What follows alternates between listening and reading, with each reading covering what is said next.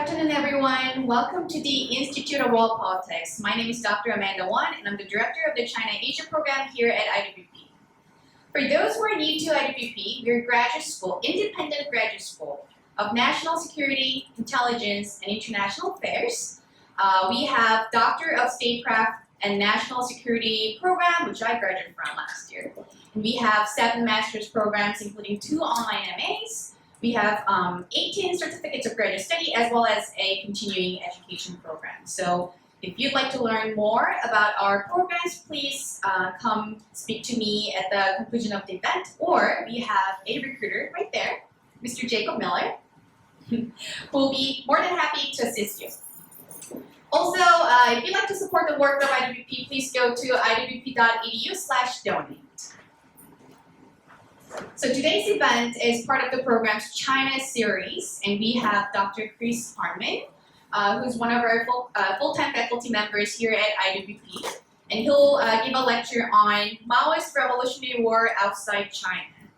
And I'm also happy to announce that this lecture is like a preview of his new course on Maoism, which will be launched on July 3rd in our summer session too. And also, Dr. Harmon is teaching a course on military strategy, as well as a few other courses on terrorism and counterterrorism.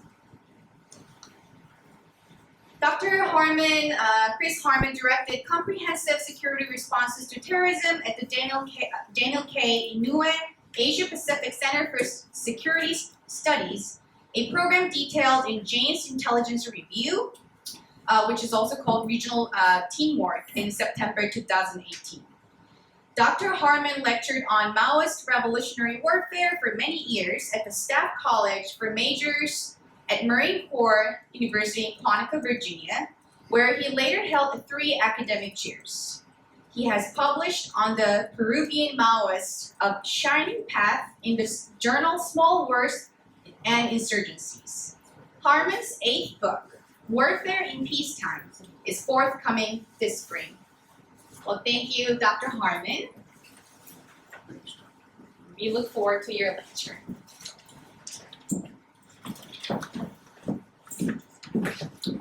Good afternoon, everybody. Thanks for coming out. I want to do a few things with you this afternoon, suggest a very few things about Mao and his mind, his way of thinking, talk about his revolutionary warfare ideas, and then move abroad and talk about the way his ideas affected people outside China, and including mention at the end of some places where there are still Maoist wars ongoing. So to begin with the man and his mind, a most interesting one, born in Hunan, south and east in China, and did some interesting things in primary and secondary school, was quite well educated, had a few months in Peking University, but got himself involved in politics and didn't go on to do the sorts of degrees that you associate with academics, but a serious thinker, to be sure. He helps found the Chinese Communist Party then at the very beginning of the 1920s. He has interesting parallels with some of the other revolutionaries in China, including Sun Yat-sen, that are complex, that experts could write whole books about.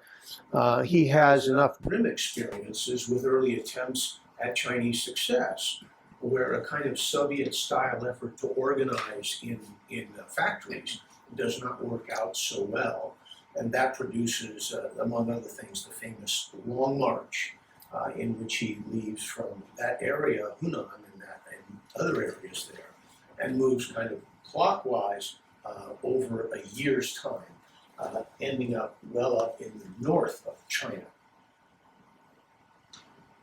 His ideas about war are key to this lecture and key to my interest in him. He was, like Lenin, a student of Clausewitz. You can tell from his writings that he took the great Prussian thinker very seriously. You know already, I'm sure, that he was interested in Sun Tzu, and that you can see that kind of language in his own writing. He was interested in Clausewitz as well. He saw war as a grand social affair, and one that was both intensely political and even societal. War was a kind of a struggle. War is an expression of the natural, especially economic tensions and political tensions that arise in society. His notion of what the center of gravity in the struggle would be is famously a choice of the peasantry in China. Having somewhat been stung by the attempts of, say, 1929 and 30 to capture the factories in places like Shanghai, they're now going to look at the peasantry as the source of power in the future of their revolution. That revolution will be led by a vanguard party. We see here why he's a Leninist and not something else. He believed in the role of the vanguard party, and naturally, I'm sure, he aspired to be that leader. He's famous for a line about power coming out of the barrel of a gun, but remember, too, it was the party that holds that gun. And there was never any question about just rank militarism in his party. He was very set on the fact that the party would always control martial affairs. He also thought, here's another departure from the Soviets, he thought very seriously that war would be protracted. He never thought a coup sort of thing like Lenin had executed in Russia would be possible. He knew war was going to be protracted and expected to be very, very long term. He's famous for 3 phases of warfare, and those aren't just an academic twist. They're actually quite useful, I think, for us as people interested in strategy and war and military affairs. And this also distinguishes him, again, from some of the other more Soviet-style thinkers, including Lenin.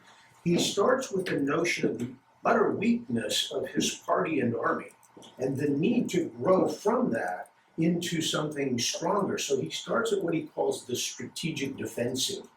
In that, he's doing propaganda, he's working popular support in every way he can, he's advancing these new liberated zones as best he might, and he's proceeding onward with lots of ambition, but great consciousness about his lack of strength at present. The second state is called equilibrium, and sometimes called stalemate. I don't really like that because it suggests inactivity, and this was fraught with activity.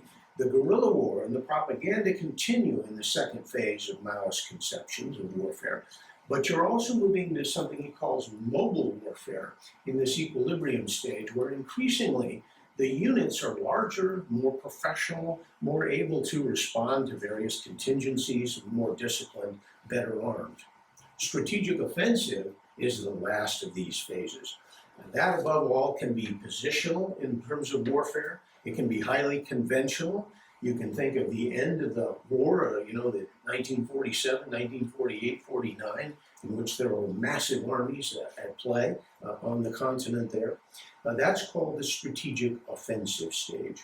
And in that, he thinks that by almost a rule of nature, all the efforts made by the party and army will culminate in a conventional offensive which will win the war. Think ahead to Vietnam, 1975. That is the Maoist model, and it seems a bit arcane. So I was looking today at one of my magazines called A World to Win, and it's by a bunch of Maoist parties, and they're celebrating a Peruvian fellow who's the leader there I'll speak about. And one of the exhortations they publish at the end in bold writing is, long live the strategic equilibrium. That's not going to go over as a big banner for most people in most places. But if you're a serious Maoist, you know that the strategic equilibrium is a lot better, a lot indicative of a lot more progress than you might have seen in phase 1 warfare. And therefore, that funny phrase is a kind of claim to victory and progress. A number of the Maoist groups I've studied are pretty well stuck in that stage 1 warfare. But for the successes like Mao, like Ho Chi Minh, it had to do with growth. Now, most of these leaders I'll show you will be smart. Most of them will be quite educated. Almost all of them will be male, although not everyone. And they'll all be sort of internationally minded and consider themselves to be Maoists. It's not a question of me suggesting to you out of nowhere that they are. There were quite a few, and they came from all over the world, and they used to come to China for training, or Chinese trainers would sometimes go abroad and see them. Here is the beginnings in Vietnam. Famous man Ho Chi Minh, he called himself Nguyen Ai Quoc at one point, or Nguyen the Patriot. He had other names. He studied in France initially, like a number of the Marxists and Maoists we know from the 20th century. He was in the French Communist Party, mind you, the French Communist Party, not say an Indo-Chinese one, initially, and he worked in the Comintern, in effect, for Moscow. He went to a Comintern school as well, called the University of the Toilers of the East, and he had a deep admiration for Lenin and wrote a very glowing obituary at one point after Lenin's passing. He met a number of important generals and began considering how Vietnam would fight its war in military, not just political terms. He helps found then the Indo-Chinese Communist Party in about 1930, and 20 years later then, he's quite ready when Mao succeeds in China to move to a new phase of warfare in hope of independence in Indochina and Vietnam. And he is taking direct aid from China in the process as well. There's at least, in the initial tranches, if you like, some 20,000 Vietnamese trained in China, and I gather that at least half of those were trained in propaganda rather than military affairs. So the phrase you might know from this world, arcane as it is, of armed propaganda, is visible in just that first Beijing aid to Ho's movement. That aid's going to continue.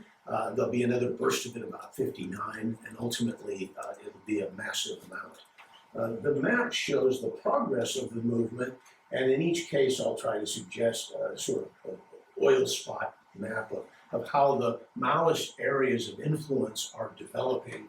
This one's set from 1965. The Vietnamese at this stage would be fully on in phase 2 warfare. They have indeed paralyzed the government enough so that they are kind of the strategic equivalent of the government. And they are able to go back and forth to both higher and lower levels of warfare. A flexibility that bedazzled some and confused plenty, and was extremely difficult for the Allies, for the French and then the Americans in these wars. So they gained ground in particular places around the country, and they could also go full-on phase 3 warfare. As you know, from 1968, 72, 75, these were armies that could coalesce into regular military forces and indeed rout many enemies, take cities, at least for a time being. They did not particularly worry too much in this earlier periods about Chinese domination. I don't think of their movement. They were grateful to Moscow, grateful to Beijing. It is not till maybe 1960 that you even begin to really see that division of the Sino-Soviet bloc. But Ho thought of himself as quite open to Maoist ideas, and some of his generals were very much so.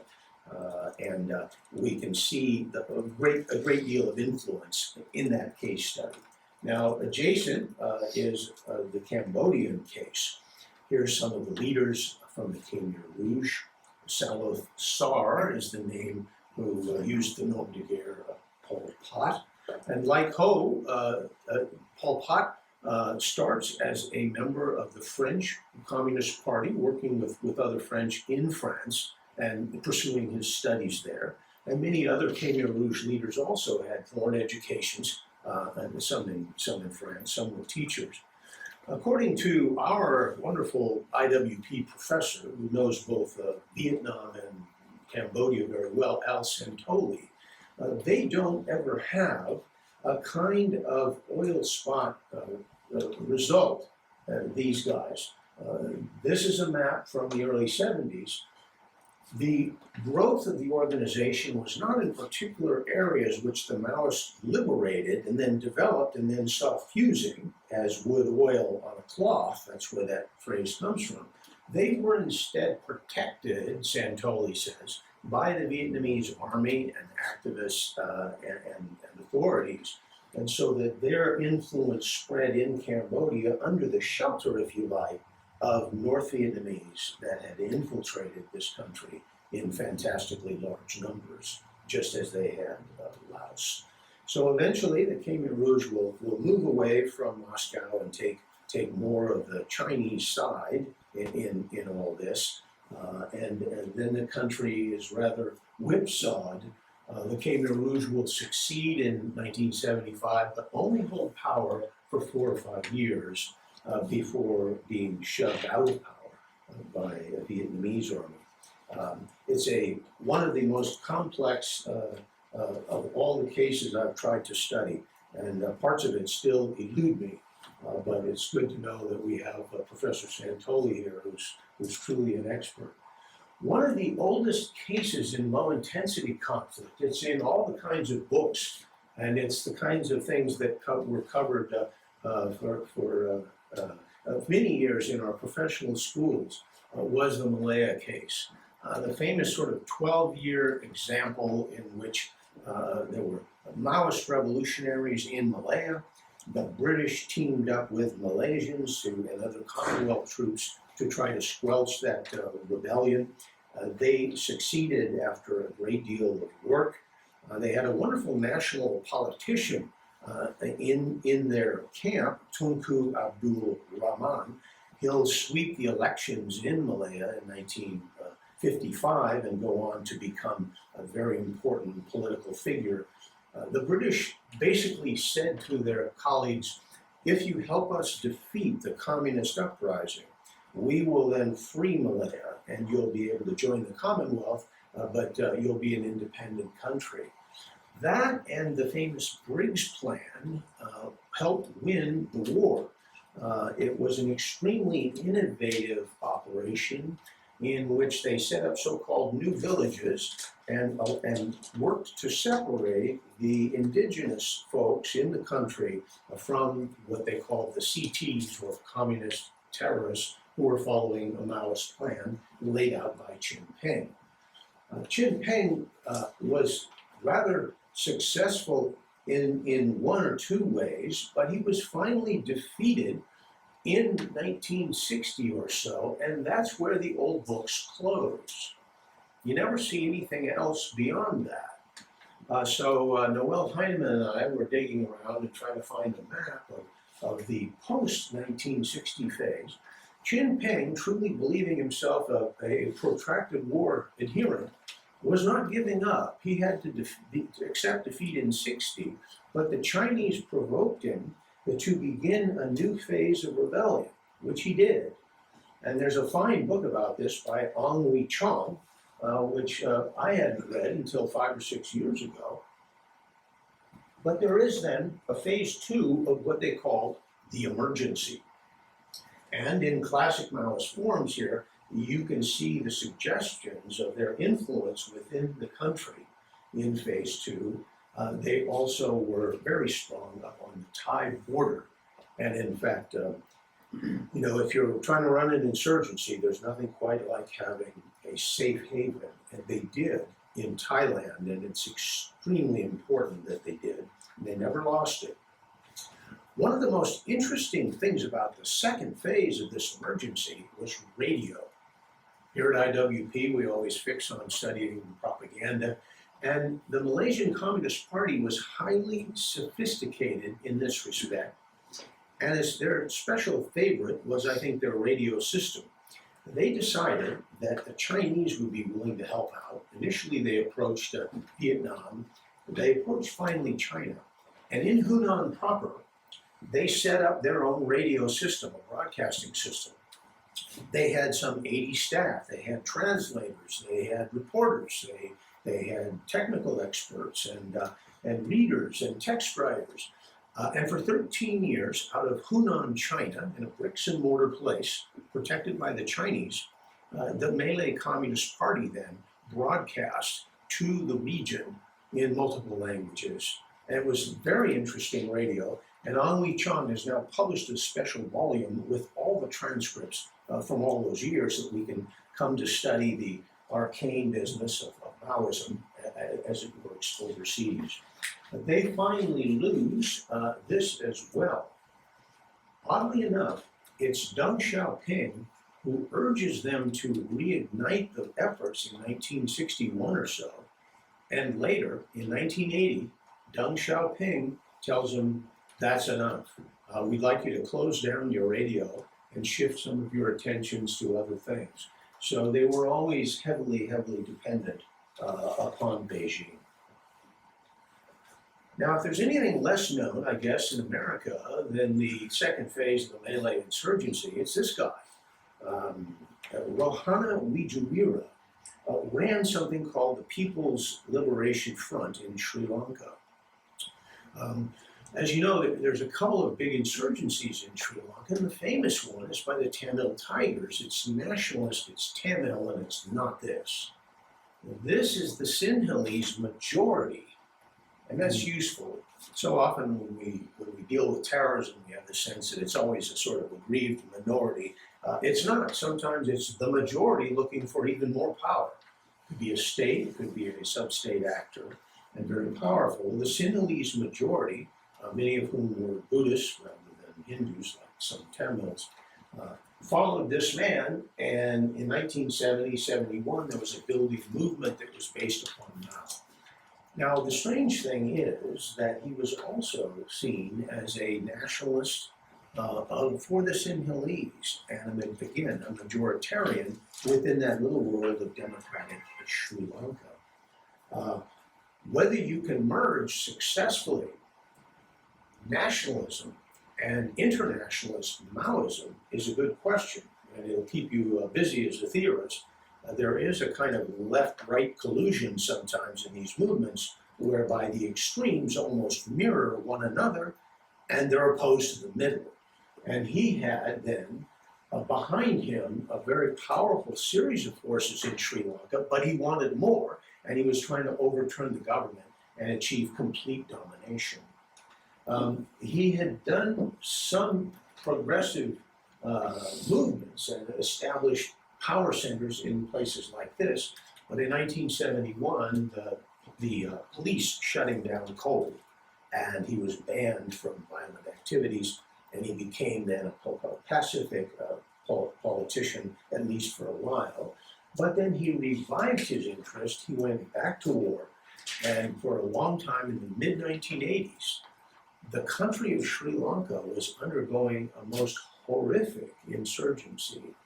Tens of thousands of people dead, some from the Maoists, some from government counterinsurgents, some caught in between, some in riots and moments of passion that were not calculated in the way government or insurgent moves usually are. So he recovered, but then he was captured at the end of the 80s and defeated.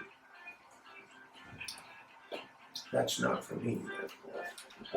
So here we have something even further from China. It's a long stretch to go to Peru. But the point of the talk this evening is the way in which internationalism has kind of pushed Maoism out by their own impetus and others in foreign countries that are interested in the pulling as well as seeing the pushing. And the movement then has advocates overseas. This is an obscure revolutionary magazine, and that is Abimael Guzman. He has 2 PhDs. This is him in one of his more reflective and calm modes. He was a visitor to China. He was extremely enthused by everything he saw, and he decided that Peru should be transformed in the Maoist way, despite the fact that it has its own culture, despite the presence of Hispanic culture, despite the Catholicism of Peru. He was going to make a Maoist revolution, and indeed he did rather well. His liberated zones end up linking together sufficiently so that he had some authority over a full 1/3 of Peru. 1/3. So in the old days, when I was teaching on Sendero terrorism and such, I had trouble finding in the literature or among colleagues who visited the country anyone who knew how they were going to win. How could the Peruvian government prevail against this Maoist war in their midst? So Guzman was doing that well. He was not just a charismatic. He called himself Gonzalo, and he expected his followers to appreciate Gonzalo thought with a capital G and a capital T. But he also was a hardcore Maoist. He called himself the fourth sword of Marxism, Marx, Lenin, Mao, and then Guzman. He had very salty things to say about those terrible revisionists back in Beijing, where they don't understand how important Mao is and how they're trying all this free market economic stuff. It made Deng Xiaoping famous and successful. But Sendero's policies were based on economic autarky, a very peculiar and different sort of a viewpoint, both politically and economically. They had workers' movements, they had women's movements, they had all kinds of political forces, they had intellectual centers, and they were in general rather pervasive. They did quite well. Now, in '92, however, a whole series of government countermeasures, which we could talk about in Q&A if you like, were put into place and succeeded. And a very clever couple of policemen who founded their own unit within the National Police captured Abimael Guzman. He went to jail, and you then saw him in all his glory. And there were many pictures of him then in the jail jumpsuit. And he lived on for a couple of more years. And this magazine celebrates him. And in true Maoist fashion, this magazine from '92 calls upon good Maoists everywhere to come to Peru to demonstrate their outrage at his arrests. And so we had, among many others, a delegate apply from Nepal. He wanted to come to Peru and protest. A Nepalese PhD named Balaram Bhattarai, and there he is on the left. He's one of a very interesting series shown here of leaders in Nepal of the Maoist movement. They had a particular enthusiasm for Peruvian success. You wouldn't think they'd look to Sendero Luminoso in Peru from Nepal, but they did. They thought the purest Maoist form had come to them in that rebellion in Latin America. And certainly they didn't want to look to China anymore, which was a great disappointment to them. So they self-consciously found themselves on the Maoist model. And they were successful. They thought Sendero was blooded, was honest, ideologically was vigorous, and showed all the great spirit that a Maoist should show. And so they chose them. Bhattarai has a PhD in urban planning from an Indian university. His dissertation was called The Nature of Underdevelopment and Regional Structure in Nepal, a Marxist Analysis. Even more powerful, on the right here is Conrad Prashanda, shown there. There are some other leaders. Now, what's interesting to any analyst, I think, of security affairs is that this Maoist rebellion doesn't succeed in the way some of the others do. There's not the march to total victory through the three phases and all that. They got into about phase 2 with lots of effort between about '96 and 2002 or 3, right? They reach phase 2 of Maoist dream. They have activity all over the country in many of these places. The more activity, then the more red, but they have a national presence. But then what they do is actually begin pressing on that old Maoist strategy of the united front, and they begin cooperating with other powers, Marxist-Leninists that aren't Maoists, Democrats, party of whatever, collusion with other powers within Nepal, and they find themselves able to do power sharing, which is not at all Maoist orthodoxy, but which did work for them. Now, next door in India, we have the most interesting kind of influences here. This is a kind of pantheon set up in a place called Naxal. And on the left you have Mao Zedong.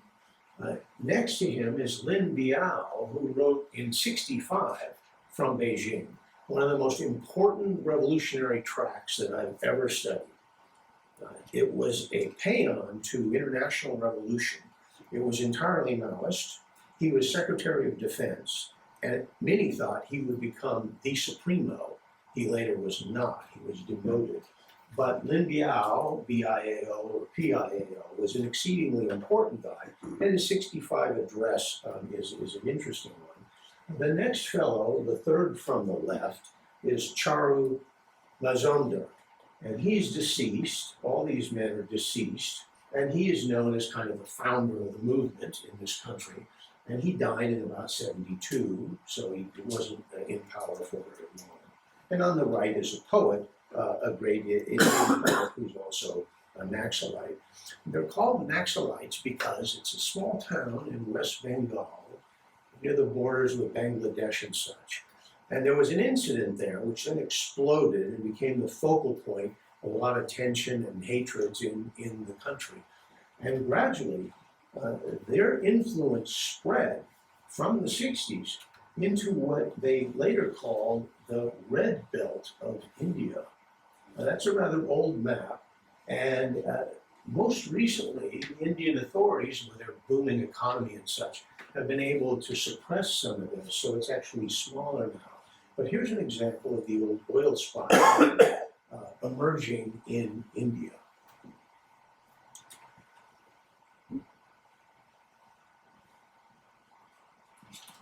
Maoist country is the Philippines. So in our course 706, we'll be introducing here in July, as Dr. Warren mentioned. We're going to use as a textbook Julia Lovell's new book called Maoism, A Global History. It's from 2019. It's very good in some ways. It's been critiqued by Thomas Marks, who's an expert in NDU, who doesn't think so much of it, and he knows lots. But it's, by and large, a good and interesting and new book, worthy, I think, of us using it. But she doesn't cover the Philippines at all. She doesn't cover the JVP in Sri Lanka. There's some gaps in the book. And so here's somebody who's quite able to fill a gap for himself. A lifelong writing, speaking, writing music albums, you name it. He was a master of propaganda. Jose Maria Sison died just in December. For a half century, he ran the movement, or was at least its notable head. But operationally, there were others. And the movement's had a blow, both from his deaths and, in fact, the recent deaths last year of the two best-known operational leaders. New People's Army is founded on Maoist principles. So we all know there's, famous, insurrection and Aguinaldo runs in 1901. The United States is involved after the Spanish War. Some of you know a lot about the Huck Ballahap Rebellion, maybe after World War II. It's a leadership that kind of has one foot in the Stalin camp, one in the Mao camp. At the time, that was not something that would tear a body apart. And they profited from connections with both. Huck Ballahap were defeated. And then there's phase 3. And here he is. Here's the founder. A young professor. Interesting rumors after Duterte became president. Some thought that Sison had taught him once, years before. And Duterte never denied that either. And it suggested a possible peace could emerge in which NPA's issues would be dealt with in the Philippines, but that never quite worked out. The party's founded in 1968, the next year the Army. Sison's in charge of both. He founds them both upon Maoist principles. You can read the charter for these kinds of groups, which is a great thing to do if you have the option of reading some American commentator on the NPA, or you can read their charter. I would hope you'd want to read their charter. He was such a good Maoist that he founded his party on Mao's birthday, 26 December. And he spent his life in a way sort of paying beneficence to the man. He did better than the Huck Bala Hat, but he's never been able to be successful. This is a map I made a decade back. It's truly this sort of oil spot method. The Hucks had all been concentrated up here in Luzon, almost exclusively. The New People's Army, refounded and Maoist and more recent, was a national effort. They hoped to take any number of those islands in the archipelago and succeed and hold there, transform them, and then move things along to where a national defeat of the government was going to be possible. And so these are some spots for activity. It would be propaganda, it would be violence, and so on. So they're not focused as they were, and nor are they absent from Mindanao. So often when we see news items, it has to do with Islamist terrorists and their domination of certain areas in the far south. Sulu and some of the islands and Mindanao. But in fact, you can see here, New People's Army, the Maoists, have powerful influence in Mindanao. It's a horrible place to try to govern these days with a mix of all kinds of problems and all kinds of different political forces, and the Maoists are there in strength. As I think then about the kind of the 8 countries I've tried to touch on and offer you as suggestions for thinking about the issue, I sort of came to perhaps 3 conclusions. Starting with the most obvious, these are wars that are transformative, that are social and political in every respect that a Clausewitz would appreciate, and that are succeedingly bloody. The insurgency wars are a profound problem for any society, and imagine one like the Philippines going for 50 years and still going today, or some of those in northern India, for example, or 1 or 2 more that you could probably think of. The second point I wanted to make, I think, was that they're not invincible. I used to like to ask my Marines at Quantico sometime, give me some examples of the defeat by a democratic state of guerrillas. Where do the guerrillas lose? And usually there was some kind of pause, and then maybe 1 or 2 cases would come. Sometimes I had an officer who said the guerrillas never really lose. States can't beat them. But they can. So we've seen in 2 cases in Malaya, 1960, 1989, the impressive defeat of a nationwide problem run by the Maoists. We've seen a defeat in Peru, a defeat in Sri Lanka, and there's plenty of other cases, in fact, where guerrillas have been defeated. So it can be done, and it's incumbent upon people like you and us here at the Institute to study how those cases worked and how societies were able to defeat the Maoism and how to make democracy prevail. Then my third conclusion is a much narrower, but also most relevant, I think, to this lecture. It's really interesting to me to watch the impulse in China to export their revolution. They have it. It's strong, and it's strongest in the 50s and 60s. It'll reach an apex in 65 by Lin Biao's pamphlet, as I mentioned. At the same time, they're going to move quickly into the Cultural Revolution, which starts in maybe 66, and they're talking a lot about the so-called permanent revolution idea, which people like Trotsky and Mao Zedong have always endorsed. It's an extreme left on the standard of ideology. It's kind of close to anarchism, but it's not. It's a system they hope the system can control permanent revolution, and Mao's China did so. In fact, the decade after all that, by Mao's death time, say 76, 77, you begin to see suppression of the interest in supporting insurgency overseas. And it's marked. And that example I gave in Malaya with the radio is kind of a bellwether, being told, in effect, to stop. It seems to me that the answer lies in this Beijing's interest in keeping good relations with established governments. So they may have given up some of the help to the Malay Communist Party, but they got then help with and from the Malaysian government, with the Singaporean government, with the region.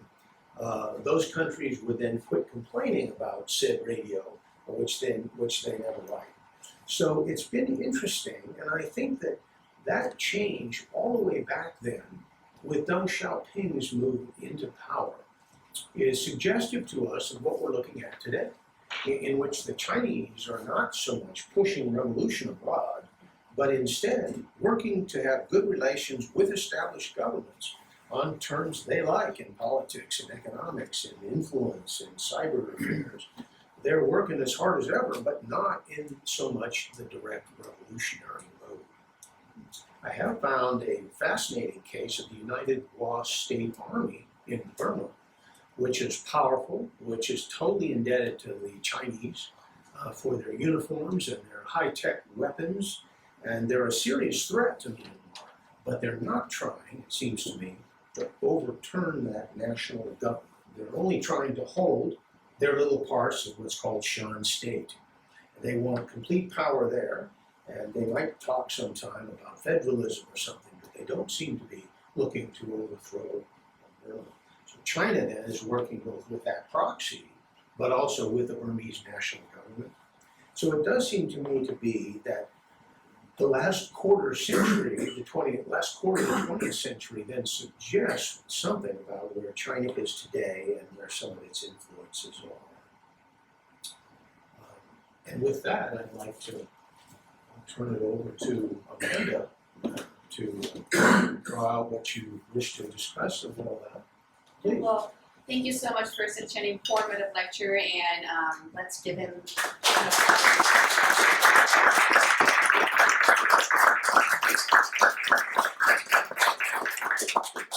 So, yes, that's what you're doing.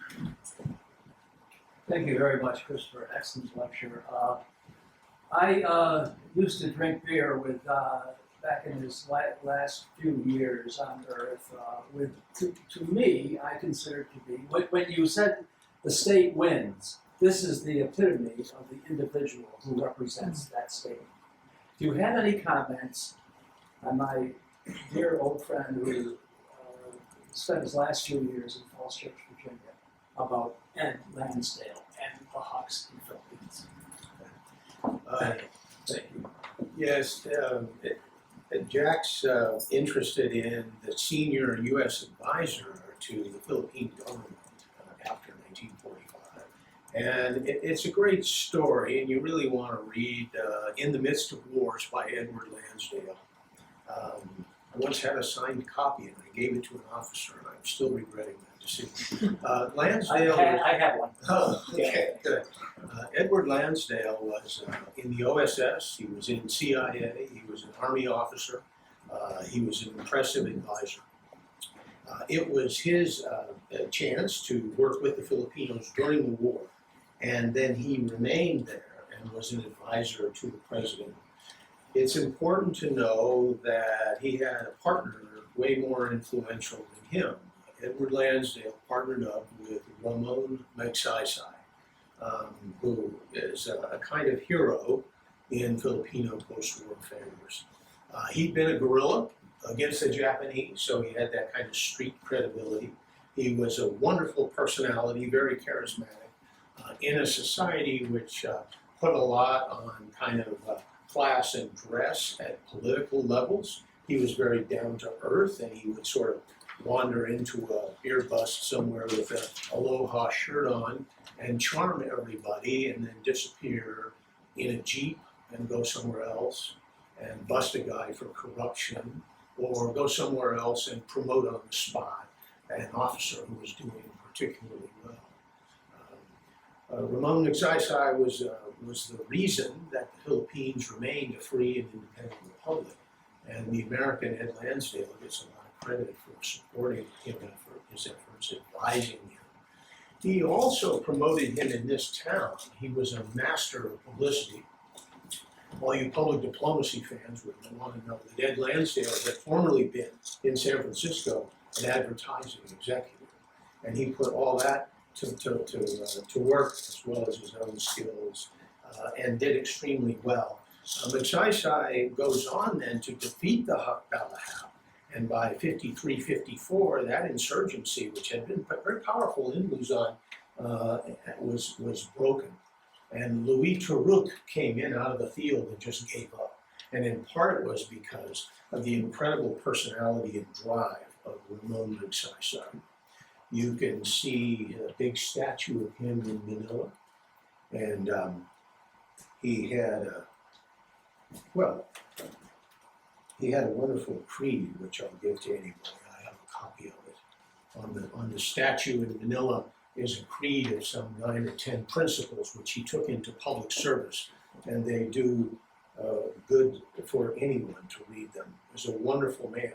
I say all that, and it's probably longer than I should have answered, but I would like to say that Lansdale is sometimes dismissed by Americans because of what he couldn't do in Vietnam afterwards, and Ramon Magsaysay is somehow sidelined incredibly, as though he were kind of a toady of the Americans. A Pulitzer Prize winning book by Stanley Carnell called In Our Image has encouraged this ridiculous view of Ramon Magsaysay. He's a hero. Next question. All right, next question.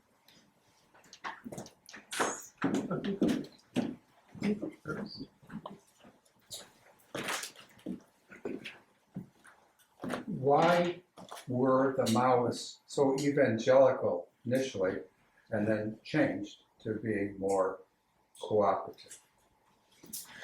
Right.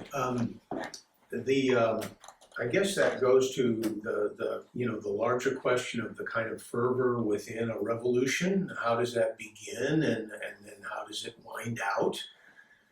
Our friend Clausewitz was very aware that you could have such a dynamic personality and leader that could actually be the center of gravity of a movement or a state. And I know he was probably fascinated by Napoleon. He'd seen other kinds of leaders. So traditionally, it's kind of the more predictable thing, like the greatest army is going to be the center of gravity. But it could be the personality of a revolutionary leader. Maybe he was interested in Danton or Napoleon or someone like that. And then education and training are, I think, key to the furthering of the revolutionary spirit.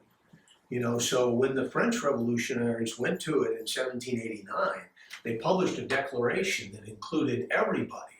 So the injured would be in the hospital, but they'd be rolling bandages for the soldiers out in the field. The women would take care of the men who'd been wounded. The children could join certain patriotic societies. And the declaration says, and the old men would go down to the city square and speak about the revolution. And so there was that kind of fervor. And it frightened, as you know, the other Europeans. And so they began the monarchs kind of leagued up as against these guys from France that could be so threatening. But then what kills that spirit? So sometimes there's not enough education by some of these leaders. I mean, if you imagine this fellow working from his young days through all of his life to publish a fantastic amount of stuff, and to always be updating his Maoist thoughts, so that his latest essay on economics covers, the most recent sanctions by the Americans on country X or something, or whatever the IMF is doing that's evil. He was continuously striving to keep Maoism on that cutting edge of progress and newsworthiness and moving forward to show the strength of the ideology. I met the head of one of their education people, their divisions, and got to interview him for a while. And the fire had kind of gone out of him. Fire will go out of people on personal grounds, when they have kids, when they get married, when they get wounded, when they get exhausted in the field. We had a couple, there was an American named William Pomeroy who was basically run into the ground during the Huck Ballahap rebellion. He did his memoirs. He never quit, but he got exhausted by age and debilitated by disease, trying to live in the jungle. So sometimes it's ideological and sometimes it's more physical. And I guess where I started right here in '03 on how terrorist groups end.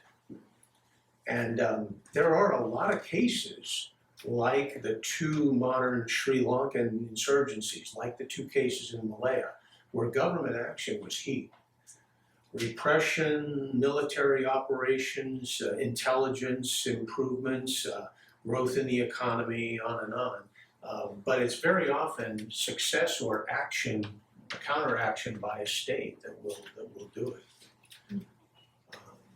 There are many, many cases in which terror groups or insurgents have been defeated, and sometimes it's more brutal than we'd like, but it can be state security officials handling that and doing it. So in the literature which has emerged in the last 20 years on how terrorist groups end, there's way too much fascination on the morphing into pacific groups. There are cases where that happened. JVP in Sri Lanka is a pacific political group, but that kind of forgets the fact that they got crushed twice by security forces and decapitated by the loss of their leader. M19 in Colombia is an open political party, but they also took a whipping from security forces at one point and were kind of pushed along into that track. And they're not very important political party either. So state counteraction, I think, could be very, very important in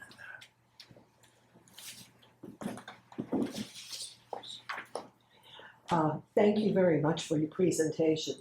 I'm Dr. Elaine Serrao, Associate Rector for UACU.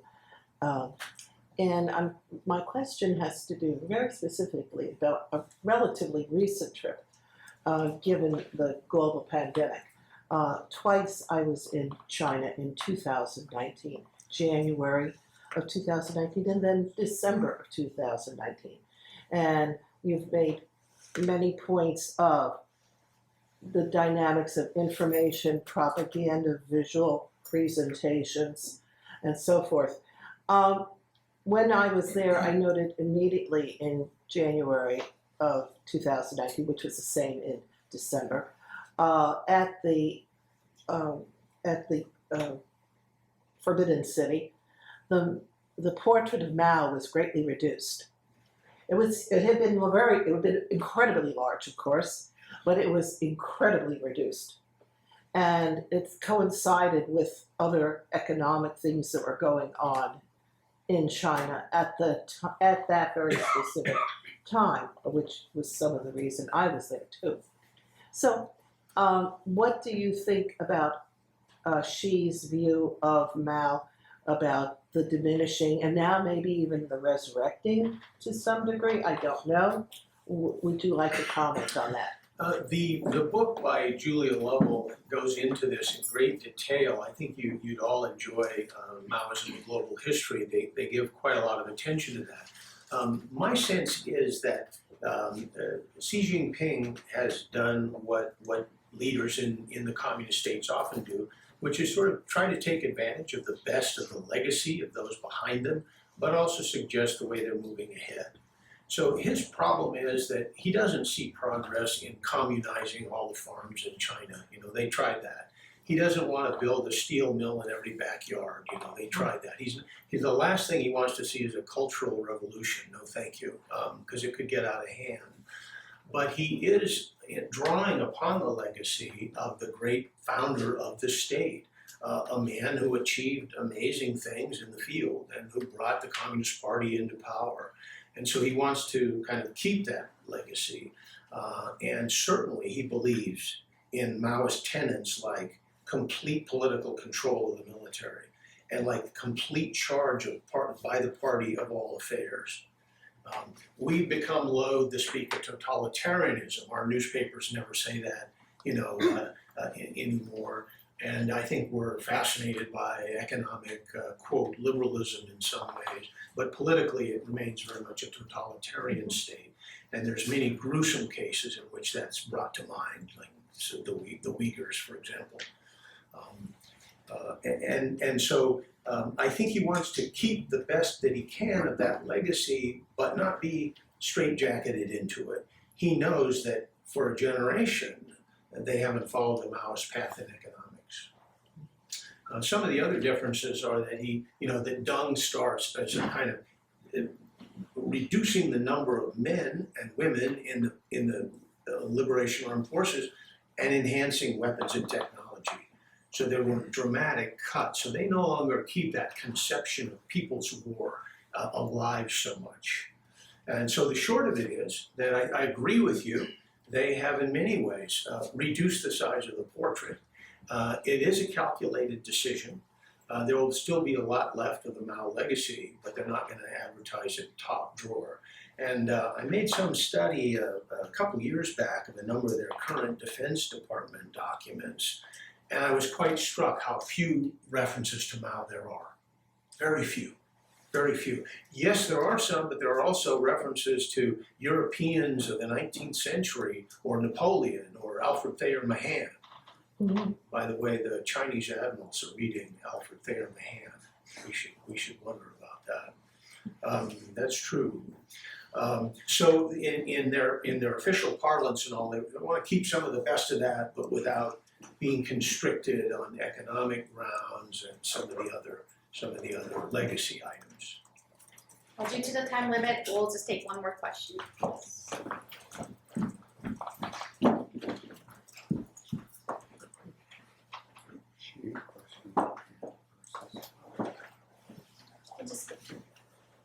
Hi, thank you for your presentation.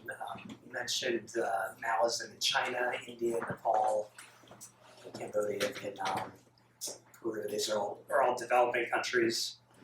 On your left, there's this interesting poster that deals with radicalizing part of the American population. So I was wondering if you could discuss Maoism as a phenomenon in developed countries. Yes. I help my colleagues with these and setting them up because on the left we have the kind of classic upbeat, we can reach the top of any mountain sort of approach that was very common in that revolutionary period, with the appropriate readings peeking out of the tunic so that when you're on break you're not wasting your time. The equality of man and woman, which was a theme that the Chinese Maoists pushed hard, and a lot of other subjects then, which are classics. That's about 69, 70. Same with the other one. The other one is like the second face of Janus. That also inherent in Maoism is its incredible interest in political violence, conviction that reforms are fatuous. The only way you're going to change the world is by violent revolution, and that you should get on with that. This in particular is use of a 1963 Maoist speech about the deprivation of blacks in America. It's been used here, and there's a date on the thing for 68, but the text I found is actually 63. We have the Americans who are infuriated by the capitalist and democratic political shams that are the United States. And in the lower left corner, we have the US Capitol in flames. This is again an original from 69-70 given me by one of my Asian studies professors. And that one is in the Library of Congress as well. You can see it there. The other one on the left, I'm not too sure of. Amanda, I think we've run out of time. We're right on time. Well, thank you so much, Dr. Harmon.